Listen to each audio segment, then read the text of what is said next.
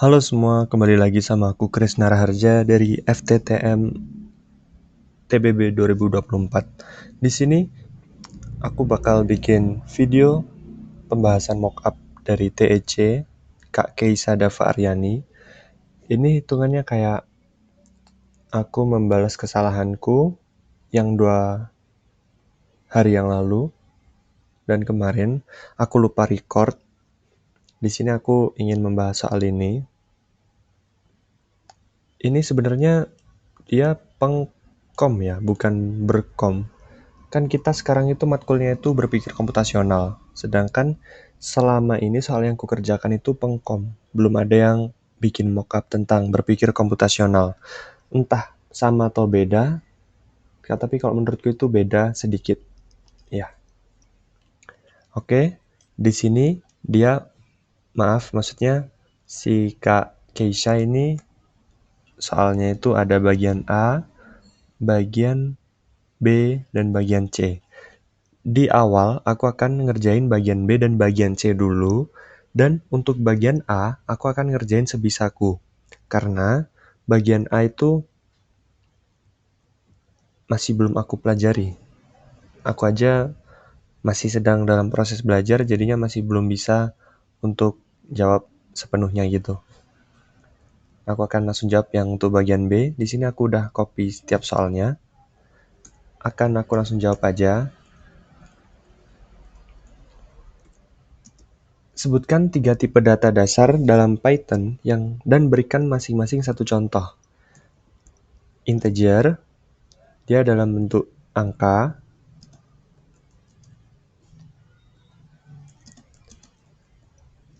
Angka maksudnya bilangan bulat, lebih tepatnya kayak gitu. Kemudian yang kedua float, dia itu dalam bentuk koma. Koma di dalam Python, dia itu menggunakan titik. Sedangkan kalau penggunaan koma, dia itu untuk memisahkan data. Oke, misal 3,14 dan 5,1 kayak gitulah. Lanjut, yang ketiga string. String dia adalah kumpulan dari karakter. Misal Raja, Kresna, kayak gitu. Yang keempat, karakter. Karakter itu dia pasti cuman memiliki satu huruf aja.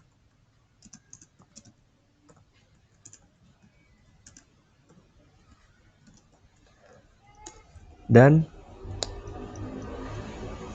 gini, apa sih bedanya string sama karakter itu? Kalau string, dia bisa satu huruf dan bisa satu kalimat. Tapi kalau karakter, dia udah pasti satu huruf. Oke? Paham bedanya?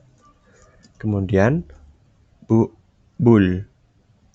Dia itu kepanjangannya itu boolean, tapi nulisnya itu bool. Dia itu dalam bentuk true dan false. Ini udah kutulisin ke 5-5-nya. Kalian milih 3 aja bebas. Kemudian sebutkan 2 jenis operator. Ada sama dengan ganda, ada lebih dari sama dengan, ada kurang dari sama dengan, ada. Kemudian yang keempat ada pertambahan, pengurangan, pembagian dan dibulatkan ke bawah, perkalian, dan perpangkatan. Ada lagi untuk kombinasi-kombinasinya, yaitu pertambahan sama dengan, pengurangan sama dengan, pembagian sama dengan, pembagian dibulatkan ke bawah sama dengan, perkalian sama dengan, perpangkatan sama dengan.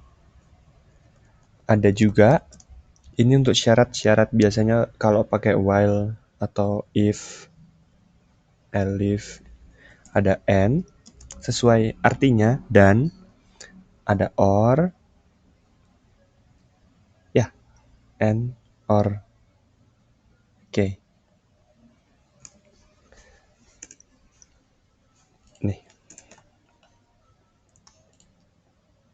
Bisa kalian pilih 2 aja. Ini sama ini aja sebenarnya udah cukup sih. Masing-masing contoh. Oh my god. 1 sama dengan A sama dengan 1. Jadi dia itu ngeset nilai A dengan 1. Jadi saat nanti misal di bawah A-nya ingin dioperasikan, A itu bernilai 1. Kayak gitu. Kemudian untuk sama dengan double, itu 1 sama dengan 2 min 1. Nilainya sama.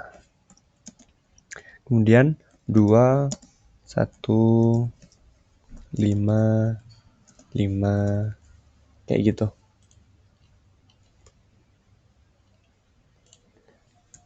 Jelaskan fungsi dari perintah input. Input adalah sebuah sintaks yang berfungsi untuk menerima masukan dari pengguna.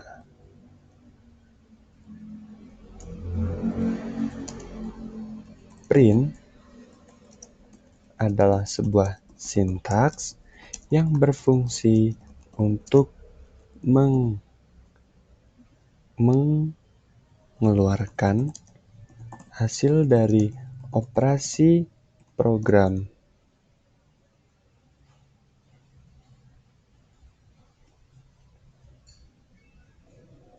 Ya, seperti ini. Tuliskan sintaks percabangan if else. What? Maksudnya apa ya? If 2, 1,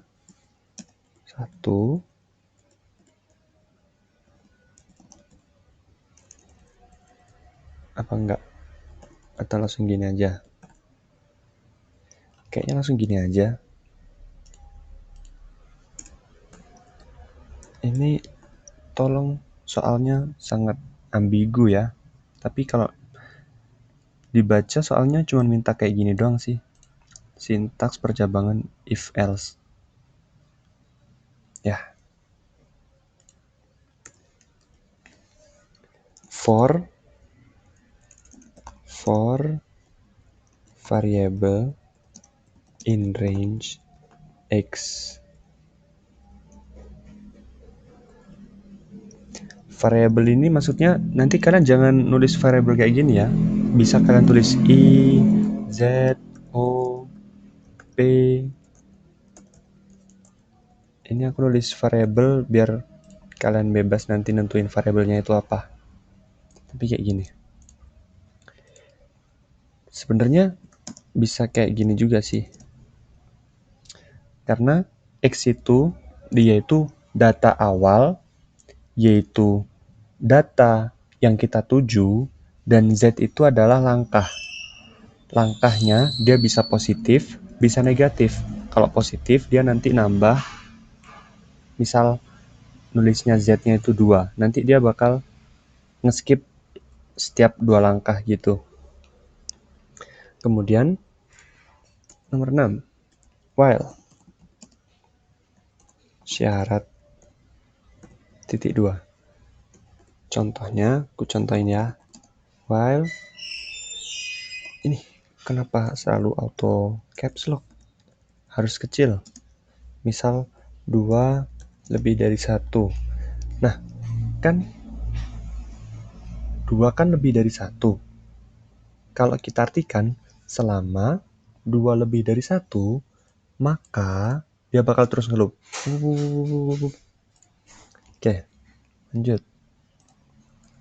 Compiler dan interpreter.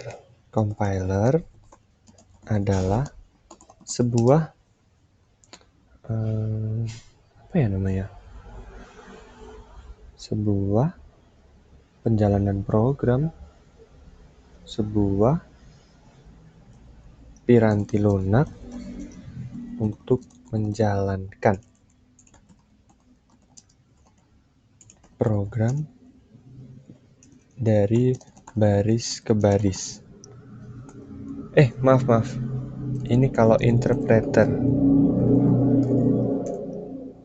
Contohnya interpreter adalah Python. Dia itu kan jalannya itu dari baris ke baris. Kemudian compiler adalah sebuah piranti lunak untuk menjalankan program secara langsung. Jadi, semisal untuk compiler itu contohnya C++. Semisal ada 100 baris. Nah, dia itu langsung jalan 100 baris. Nggak kayak Python. Python 100 baris, dia harus dari atas 1 gitu. Untuk nomor 8, aku kurang tahu ya. Tapi setahu aku ada pemrograman fungsional. Tapi yang satunya aku kurang tahu apa. Nanti kalian cari tahu sendiri ya, semangat ya. Ini emang harus hafalan sih. Lanjut, nomor 3. Ini tinggal lagi-lagi soalnya sangat ambigu. Panjang 5 ini udah ada dari soal, maksudnya udah ada dari awal atau diinputkan pengguna. Kalau kita anggap aja kalau ada dari soal ya, berarti kan P sama dengan 5, L sama dengan 3. Luas sama dengan P dikali L.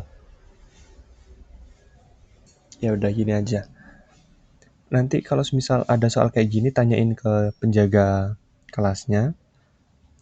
Ini panjangnya atau lebarnya itu inputan atau udah ada. Terus untuk luasnya perlu di outputkan dengan di print atau enggak.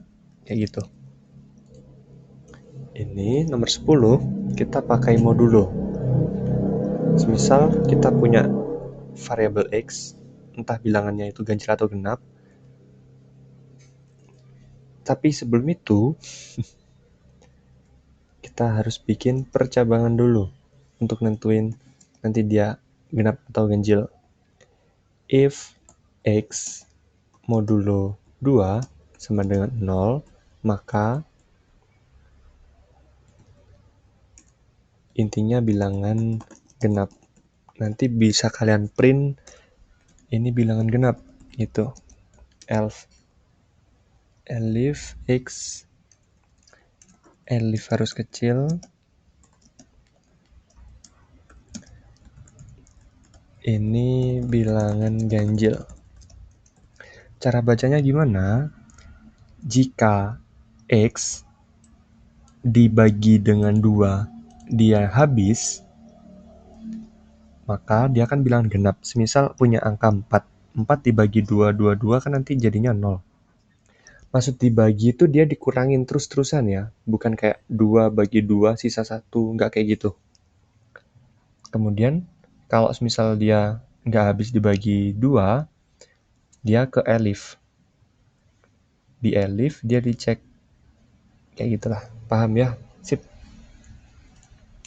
Lanjut kita ke Python-nya. Buatlah program untuk menghitung luas lingkaran dengan jari-jari yang diinput oleh pengguna. Gunakan nilai P ini, tampilkan. Nah, maksudku kayak gini. Maaf. Di sini kan dia nggak nyuruh tampilkan hasil di layar. Sedangkan kalau ini tampilkan luas lingkaran ke layar. Berarti kayaknya untuk yang ini tadi emang nggak ada outputnya kayaknya. Oke, kita langsung kerjain aja. Semisal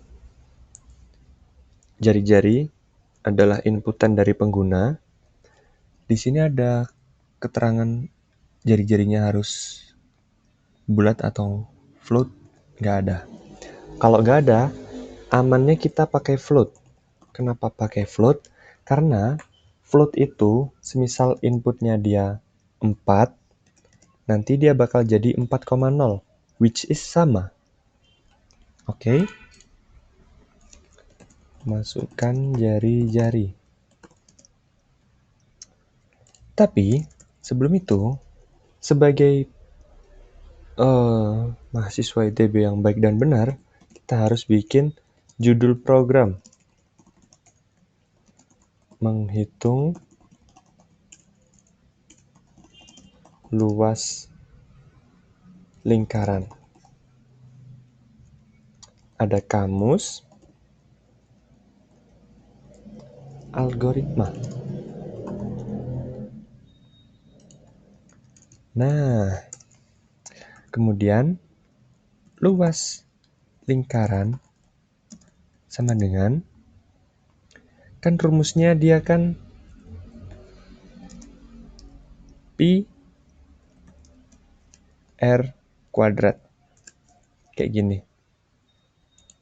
Maka pi-nya angka tadi dikali r kuadrat. Dikasih kurung. Sip. Habis itu disuruh tampilkan ke layar. Print.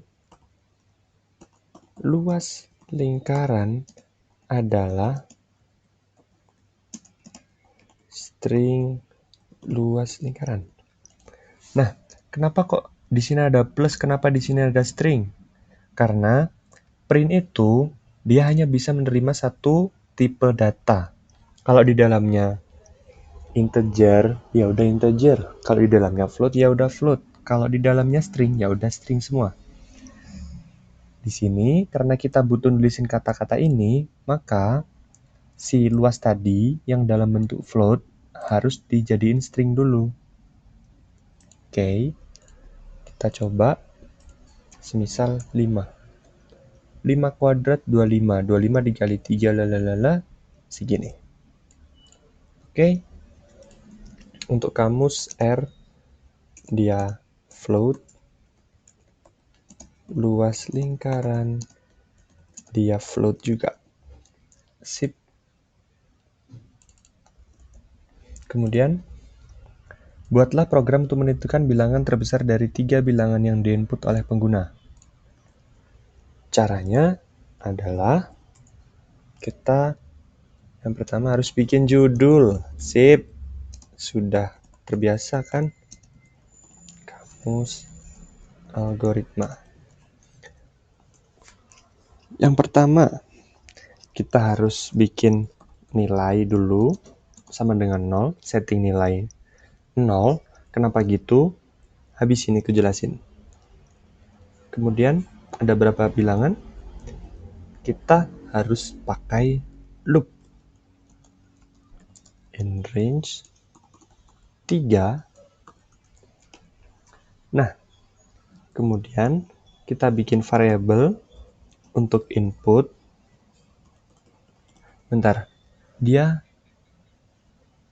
nggak ada keterangan bulat atau koma ya, berarti pakai float. Input, masukkan bilangan. Kemudian di sini bikin percabangan nih, tapi percabangannya cuman if aja. If x lebih dari nilai, maka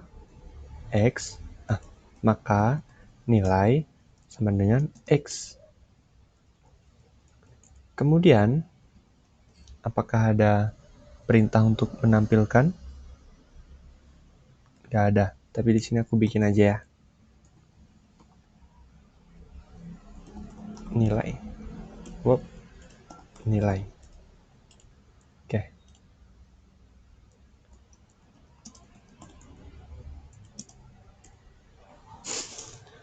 Misal kita masukin 158.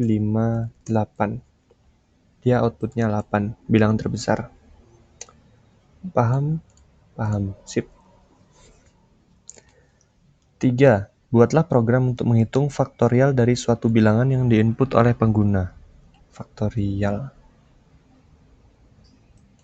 Oke.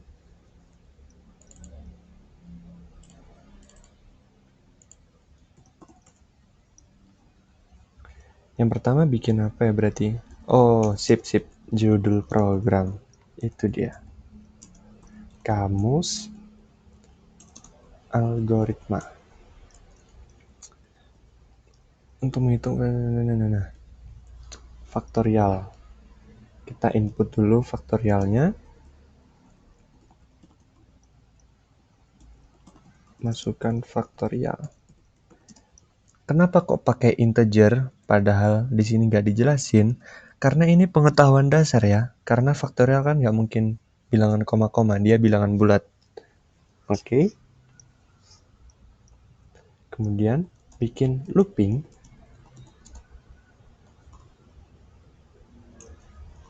Nilai 1 sampai F plus 1. Kenapa kok F plus 1 bang? Kenapa kok awalnya 1 bang? Sedangkan di belakang sini nggak ada apa-apa, cuma 3 aja. Ini cara bacanya, range-nya itu dari 1 sampai F plus 1 min 1. Jadi, nanti dia dari 1 sampai F. Semisal kita punya faktorial 8, nanti dia jadi 1 sampai 8. Paham? Paham? Sip. Di sini kita bikin nilai lagi, tapi di sini kita nilainya itu 1. Kenapa kok 1? Kenapa ini 0? Karena 0 itu kan dia nilai dasar ya. Nilai dasar lah. 0 kalau dibandingin 1 lebih besar 1. Maka semisal nanti nilai terbesarnya 1, bisa kita bandingin. Kalau nilainya selain 0, kita susah bandinginnya. Semisal nilainya ini ku bikin 1, tapi inputnya dia di bawah 1 semua, misal 0,1, 0,2, 0,3. Ya nilai terbesarnya 1, padahal kan seharusnya 0,3, kayak gitu. Oke. Kalau ini 1, kenapa? Karena di sini faktorial kan perkalian. Kalau semisal nilainya settingnya awal 0, nanti hasilnya 0. Oke. Sip. Kemudian nilai dikali sama dengan I. Print nilai. Di sini nggak ada suruh ditampilkan ya, tapi ini ku tunjukin aja. MU3, semisal faktorial 4. 4 kan dia dari 1, 2, 3, 4. 2 kali 3, 6. 6 kali 4, 24. Ini bisa juga sampai berapapun. Oke, aman? Aman. Lanjut, buatlah program untuk mencetak deret Fibonacci hingga suku ke N. Fibonacci. Oke, dengan N diinput oleh pengguna.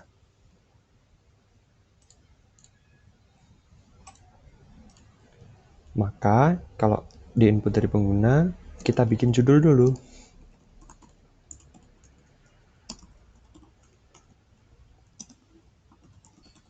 Oke, sip. N diinput dari pengguna.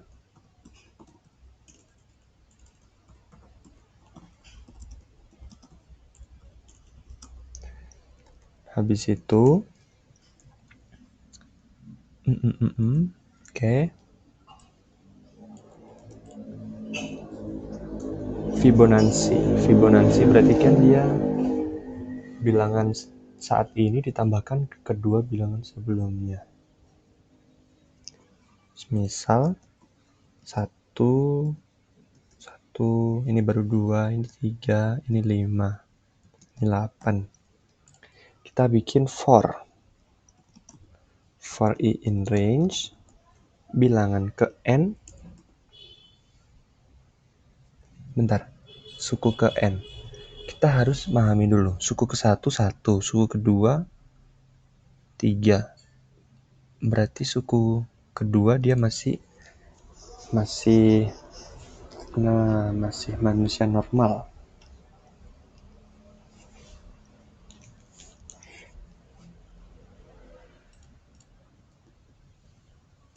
Berarti kayak gini. Kenapa kok kayak gini, Bang? Karena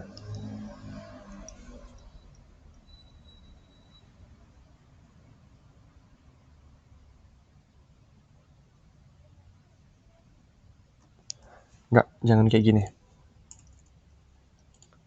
Di atas kita butuh dua nilai berarti. Nilai 1 0. Enggak, nilai aja. Nilai 1 0, nilai 2 1.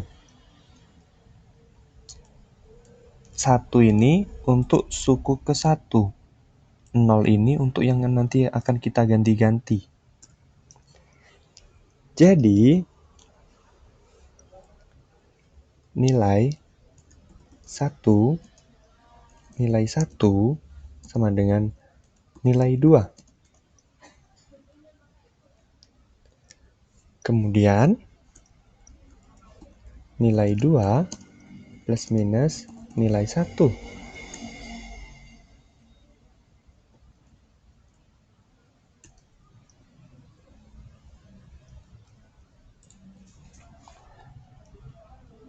Berpikir dulu. Semisal masukin suku ke 5. Suku ke 5. Ini jadi 1. Kemudian ini jadi 2.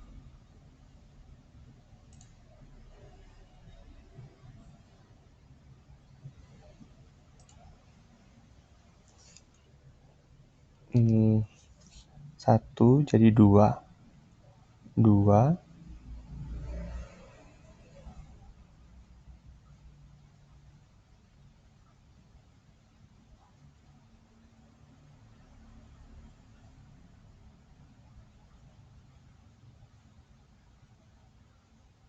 Enggak, kayak gini.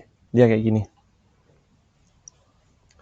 Jadi kita udah punya 2 suku dasar.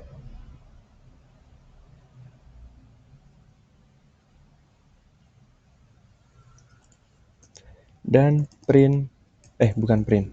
If N sama dengan 1, maka print nilai 1. Else, baru kayak gini.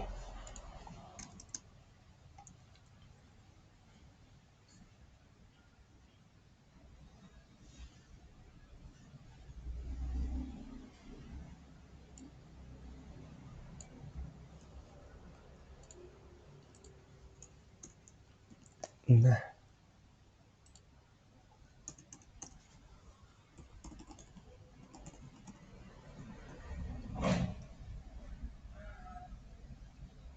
ini untuk N-2. Nilai 2 masuk. Ini dari 2.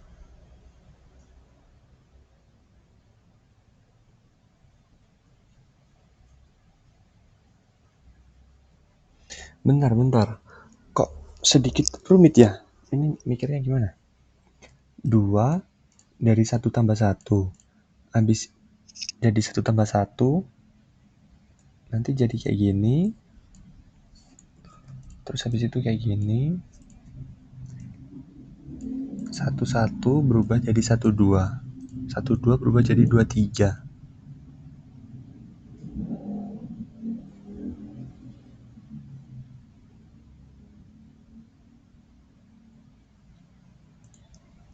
Atau kita bikin aja ya.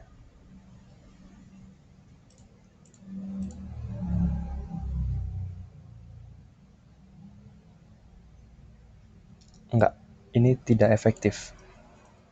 Kita pakai list aja. List sama dengan 0 dikali 2. Atau jangan gini. Ini kita punya 1, 1. Or n sama dengan 2, beri nilai list ke n. Else, nah ini baru bisa dikreasikan ya guys. List ke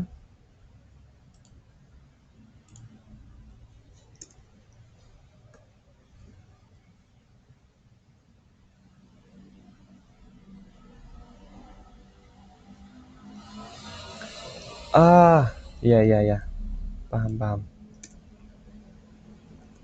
If i modulo 2 sama dengan 0, maka list indeks ke 0 plus minus 1. Else list indeks ke i plus minus, enggak, ini harusnya list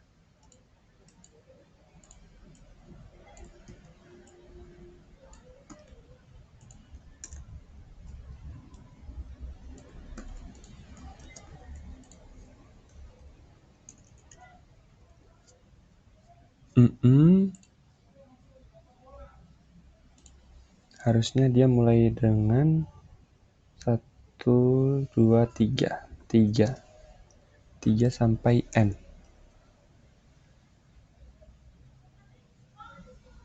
N plus 1. Sip.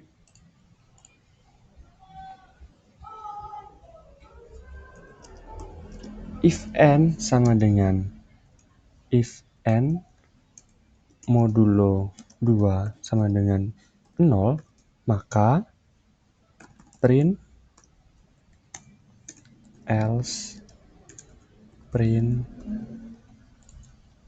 Kita mikir sekarang. Kalau sukunya itu suku ke ganjil, dia bakal ngeprint list 0 berarti. Ini berarti list 1.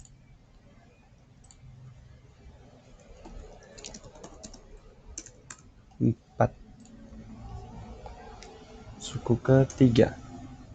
Lanjut, coba lagi suku ke-4. Benar. Suku ke-5. Benar. Suku ke-6. Benar.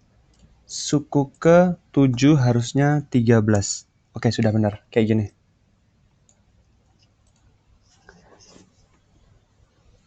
Ini digimanain pun kalian harus bisa mahamin soalnya sih. Dan harus paham penggunaan kodenya.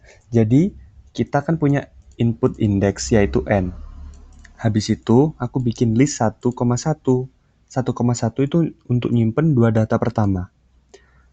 Kenapa harus nyimpen 2 data pertama? Karena kita harus punya data untuk ngejumlahin suku-suku berikutnya. Kalau kita nggak punya, nanti ngejumlahinnya gimana?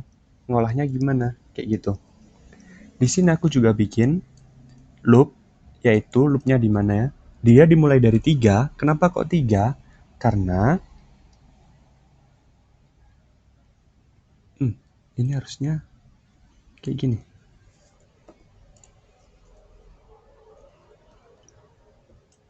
Else-nya di sini.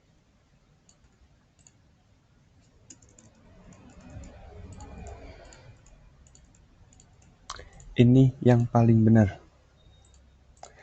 Habis itu, di sini ada percabangan if. Kalau dia masukkan suku ke-1 atau suku ke-2, dia bakal ngeprint 1.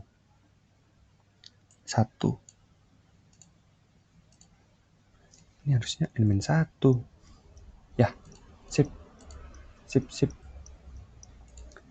Kemudian, kalau sukunya itu bukan suku pertama atau suku kedua, maka for i in range 3 sampai n plus 1, nanti kan jadinya N, karena N plus 1 min 1. Nah, ini tuh untuk ngelup dia. Ngelupnya gimana cara bacanya? Dengan kalau I-nya itu dia bilangan genap, maka yang diganti itu nilai yang belakang. Kalau dia bilangan ganjil, diganti bilangan depan. Jadi dia kayak gantian. Abis 1, 2, dia jadi 23, jadi 35, jadi 58, 8, 13, kayak gitu. Kemudian ini untuk ngeprintnya. Kalau dia bilangan genap, kan bilangan genap tadi yang diganti itu si list 0. Maka dia ngeprintnya itu list 0. Kalau ganjil, yang di print itu list 1. Kayak gitu. Nanti kalau ada pertanyaan langsung tanyain aja ya. Insya Allah jawab kalau paham. 5. Buatlah program untuk mencari suatu bilangan dalam array yang diinput oleh pengguna. Jika bilangan ditemukan, tampilkan indeksnya. Jika tidak ditemukan, tampilkan pesan bilangan tidak ditemukan.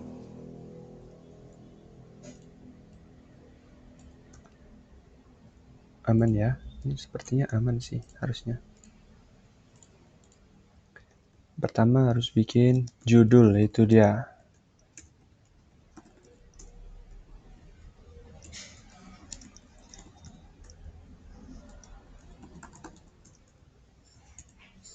Yang pertama adalah bikin listnya dulu.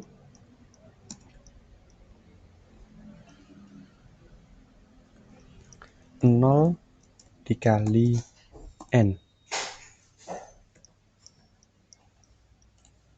Berarti harus bikin N-nya dulu. N sama dengan integer input jumlah data. Oke, sip. Kemudian bikin loop for I in range N. Jika bilangan ditemukan, berarti harus bikin variabel untuk mencari si bilangan kita. Bilangan yang ingin dicari.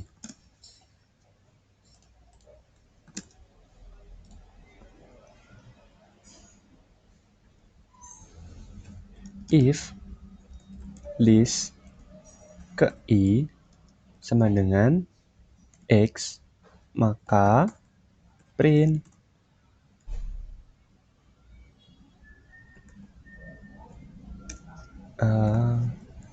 nilai string X ada di indeks ke string I. Oke.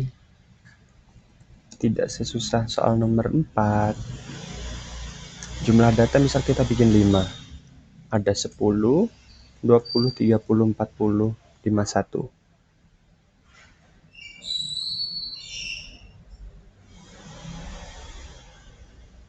Oh ya Allah ya Robby, maaf.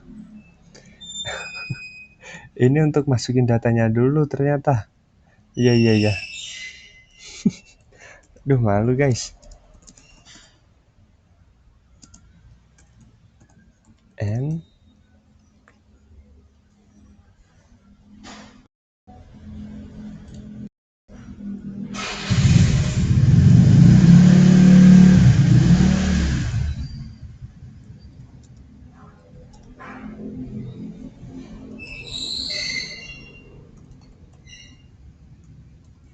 masukkan data pada array.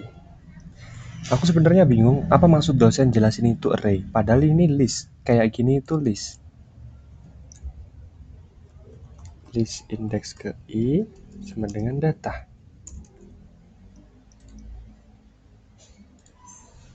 Oh, enggak. Bentar. Ini harusnya kayak gini. Sip.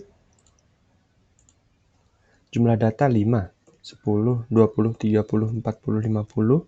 Kita ingin nyari nilai 30. Nilai 30 ada di indeks kedua. Indeks kedua.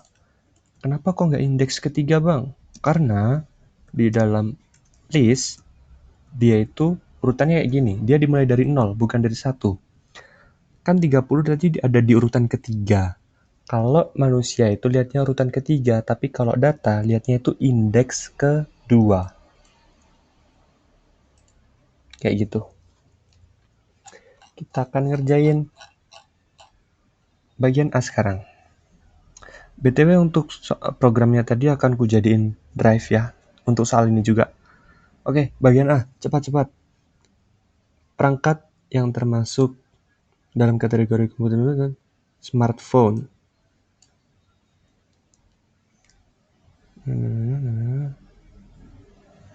Yang menengahi antara kita dan perangkat keras. Contoh input. Bukan ya. Berarti monitor. Monitor itu output.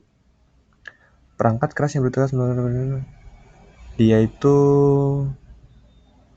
CPU. CPU itu otak dari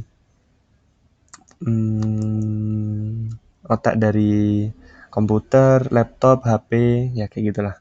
Software yang dirancang untuk merusak sistem komputer disebut shareware, malware. Protokol yang digunakan untuk mengakses website adalah HTTP. Kepanjangannya apa? Cari sendiri ya. Aku pun nanti kalau misal ada yang salah, komen aja ya, biar kita sama-sama tahu. Dan aku pun bisa tahu kalau aku salah gitu loh. Jaringan komputer yang cuma terbatas pada grafis yang kecil disebut bukan WAN, dia LAN. LAN itu kalau nggak salah L-nya itu lokal. Ya.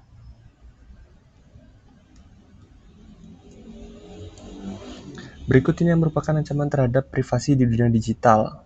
Semuanya sih. Green computing adalah ini.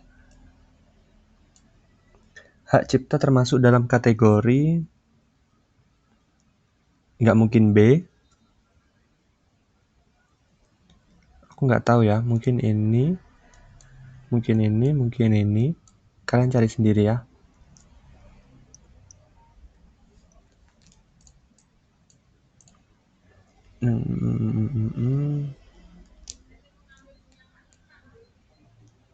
Open source. Output itu monitor, seperti yang aku bilang tadi. Cyber security adalah ini. Berikut yang merupakan pilar berpikir computational. Dekomposisi iya, abstraksi iya, pengenalan pola iya, berarti pemrograman. Dia itu penyusunan program, desain program, ya kayak gitulah. Pokok bukan ini. Yang pasti ketiga ini benar, kecuali yang ketiga ini pasti benar. Jadi yang salah itu yang D, insya Allah. Membagi masalah besar menjadi submasalah, dia abstraksi atau dekomposisi.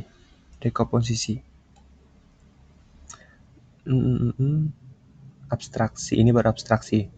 Dekomposisi itu dia membagi masalah menjadi submasalah. Kalau abstraksi itu dia mengeliminasi persamaan-persamaan dari masalah. Jadi kayak dia digeneralisasi gitu. Tapi bukan generalisasi ya. Menyederhanakan suatu masalah dengan menghilangkan detail.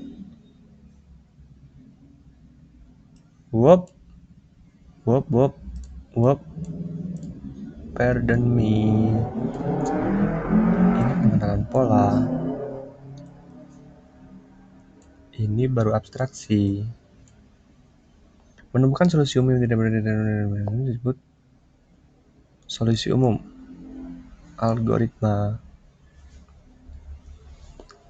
Jadi kayak semisal kita habis bikin program, jadi dia itu bisa dipakai dalam kasus manapun. Solusi umum. Serangkaian instruksi langkah demi langkah. Ini apa ya? Nggak tahu deh. Abstraksi bukan generalisasi. Flowchart. ini. Pseudocode ini. Sequence ini. Selection ini. Iterasi. What the hell? What the hell? Semangat ya. Tipe data sama. Nah, tipe data yang sama. Ini tuh tuple. Bukanlah. Array. Ini list yang diajarin dosen, tapi kenapa bilangnya array padahal itu list? Index. Nested loop. Nested bersarang, loop di dalam loop. Searching, mengurutkan elemen dalam array. Sorting, fungsi ini tuh def ya. Prosedur.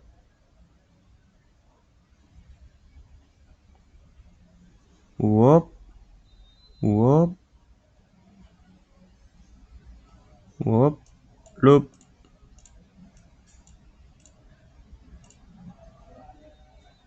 Yang bukan bahasa pemrograman. Python benar, Java benar, C++ benar, HTML berarti. HTML itu buat desain kalau nggak salah, bukan program. Interpreter itu milik si Python. Baris demi baris. Compiler berarti yang C++ sekaligus. Oh, ini yang tadi pertanyaannya, paradigma tuh aku nggak tahu ya. Nah, ada fungsional dia, tapi nggak tahu yang mana yang benar. Oh, pada fungsi dan komposisinya berarti ini. Oke, yang 35 semangat ya.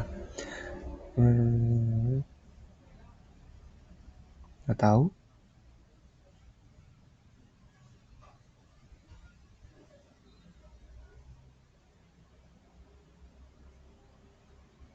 Database atau apa? Nggak tahu. Ini dia database mengelola.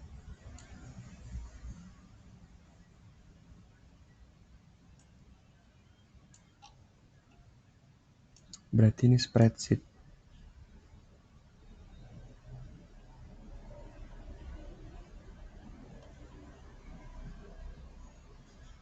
Enggak, Ding. Ini aja. Yang aku yakin ini aja. Oke, itu aja untuk videonya. Semoga kalian dapat sesuatu dari video yang udah aku bikin ini. Terima kasih.